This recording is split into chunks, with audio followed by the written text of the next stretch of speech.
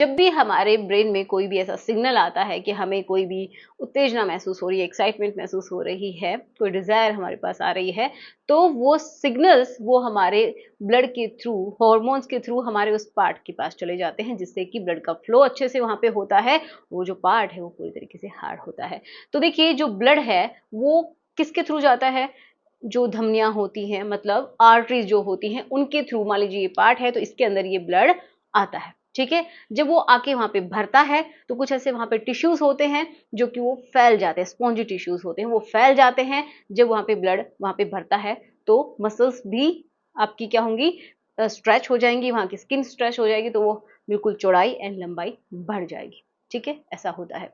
तो एक्चुअल में क्या होता है कि जब ये जो ब्लड इस तरीके से आ रहा है, मान लीजिए ये एक ट्यूब आ रही है, मतलब ऐसे तो बहुत सारी होती हैं, मतलब एक ब्लड की वेसल आ रही है और आगे चल के बहुत सारी इनकी शाखाएं बन गई, ठीक है। तो एक तरीके से प्लेक्सस बना लेती है, मतलब एक जाल बना लेती हैं। तो इस तरीके से आपका ब्लड मान लीजिए इसमें से होके आपके पार्ट के अंदर चला गया।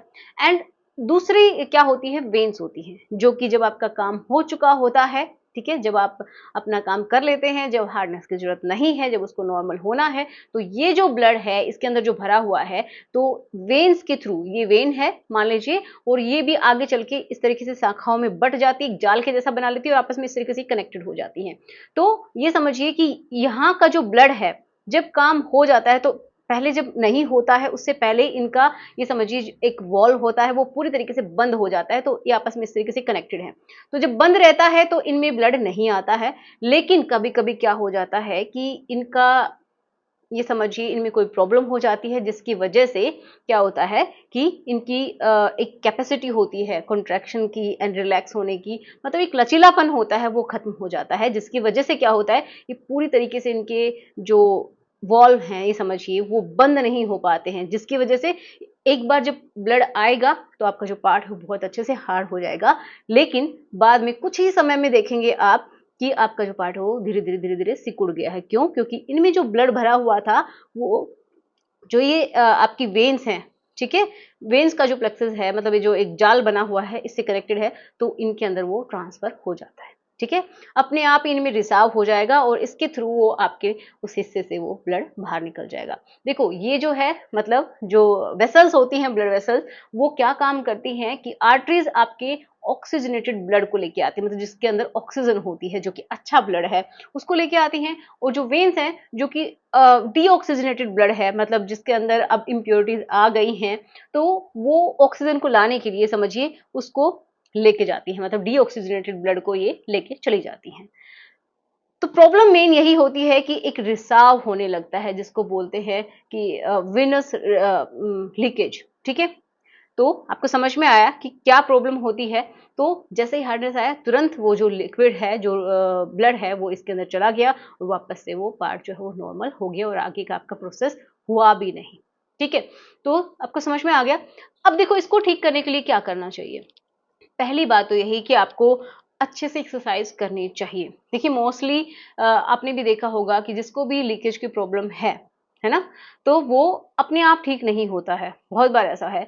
लेकिन अगर आपकी जो आर्टरीज हैं उनकी कैपेसिटी बहुत अच्छी हो जाए, जो कॉन्ट्रैक्शन एंड रिलैक्सेशन की जो पावर है, उनकी लचीलापन है, फ्लेक्सिबिलिटी है, अगर वो अच्छी हो जाए, तो आपका ये जो प्रॉब्लम है ये भी सोल्व हो सकता है, ठीक है। तो कभी कभार कचरा फंस जाता है, ये समझिए उसकी वजह से भी लीकेज होना शुरू हो जाता है। तो आपको क्या करना है, ब्लड को एक तरीके से प्योरीफाई करना है, तो उसके लिए आपको अपनी डाइट अच्छी रखनी है, पहली बात। दूसरा क्या है कि आपको वो खाने अपने डाइट में इंक्लूड करने चाहिए जिससे कि आपकी बॉडी के अंदर नाइट्रिक ऑक्साइड अच्छे से बने। जैसे कि आप चुकंदर का इस्तेमाल कर सकते हैं एक मॉडरेट अमाउंट में, है ना। जिनका बीपी लो रहता है उनको बहुत ज्यादा नहीं लेना चाहिए, क्योंकि उनका उससे भी उसका बीपी लो हो सकता है, ठीक है। तो आप अनार का इस्तेमाल कर सकते हैं। आप अपने घर पे ही रह के समझिए बहुत सारी चीजें कर सकते हैं, जैसे कि चुकंदर का इस्तेमाल कर सकते हैं, आप पालक खा सकते हैं। ये सब चीजें बहुत अच्छी होती है, नाइट्रिक ऑक्साइड ये समझिए आपकी बॉडी में बनता है, ऑटोमेटिक बनता है। तो जब वो बनेगा तो आपकी जो वेसल्स है वो अच्छे से फैलेंगी और ब्लड का सर्कुलेशन भी अच्छा होगा, उनकी फ्लेक्सिबिलिटी भी अच्छी होती है, ठीक है। तो इतना मानिए कि जब हमारा ब्लड का फ्लो अच्छा होता है ना, तो जो भी इम्प्योरिटीज हमारे ब्लड के अंदर है वो चली जाती हैं फिल्टर होने के लिए हमारे किडनीज के पास। ओके, तो वो फिल्टर होके जब आता है तो ये समझिए आपकी गंदगी भी वहां से बाहर निकलती है। तो उसके लिए आपको वॉकिंग करनी चाहिए या फिर आपको रनिंग करनी चाहिए, वो एक्सरसाइज ज़रूर करनी चाहिए जिससे कि आपकी दिल की धड़कनें बढ़ती हैं, ठीक है? आपको कार्डियो करना चाहिए जिससे कि क्या होता है, ज़्यादा से ज़्यादा ऑक्सीजन आपकी ब्लड में आता है और नाइट्रिक ऑक्साइड जो बनाने के लिए जो आपकी ब्लड की वेसल्स हैं, वो अच्छे से काम कर पाती हैं। ओके, और एक और बहुत इंपॉर्टेंट बात कि आपको नाक से सांस लेना है, बस इतना ही तो करना है। तो आप सुबह उठ के आप प्राणायाम कर सकते हैं, डीप ब्रीदिंग कर सकते हो, और कुछ भी नहीं आता है तो डीप ब्रीदिंग जब आप करते हैं तो कुछ कोशिकाएं होती हैं हमारी नाक के अंदर, जो हमारे एक झिल्ली है, ठीक है, जो एपिथेलियम सेल्स होती हैं उनके अंदर, वो क्या करती हैं, नाइट्रिक ऑक्साइड को हमारे ब्लड के अंदर मिला देती हैं, जिससे क्या होता है कि वो ब्लड की वेसल्स को फैला देते हैं। समझ में आया बात? तो अगर ऐसा होता है ना, तो भी आपका इस पार्ट में कोई भी कमी नहीं आएगी।